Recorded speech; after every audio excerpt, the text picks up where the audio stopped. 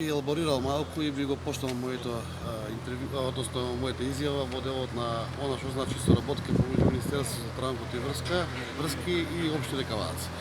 Значи ова е втора фаза од грандот и од проектот со КВФ Германската банка преку Министерството за транспорт и врски.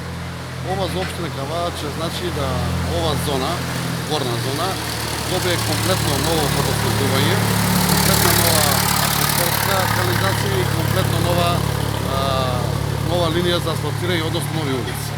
Би потенцирал тука и би кажал дека овој проект од 850.000 евра поддржан од Министерството за транспорт и врски, благодарение на министерот Сугаревски, кој што има одлична соработка заедно со владата. Еден дел од донашто го работи Министерството и општина Кавац.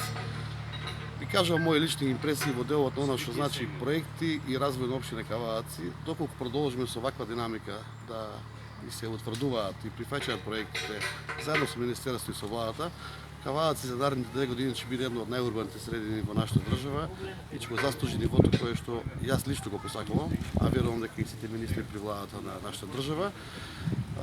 Тоа значи дека во трета фаза преминуваме со 2,5 милиона евра грант, кој што веќе е одобрен и подпишан за атмосферска канализација.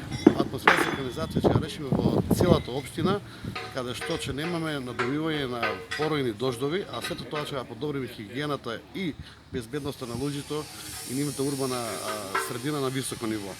Исто така министрот ќе ги спомна 70 милиона евра кои ќе ги земаат преку Светска банка и ги распределуваат по општините. По некоја си наша општа проценка би добиле солидна сума. Тоа ќе значи дека во Кавац и сите неасфалтирани улици до сега и улици во лоша состојба кои се пред 20-30 години ќе ги завршиме во комплетна фаза.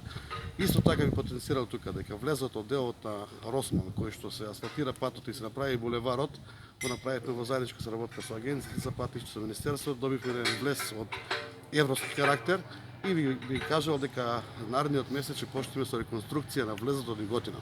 Тоа значи дека од Марена до Глишич агенција за патишта комплетно ќе го рехабилитира постоечкиот патен правец, а заедно со Министерството и со агенцијата од Глишич до Северен булевар ќе направиме 4 ленти.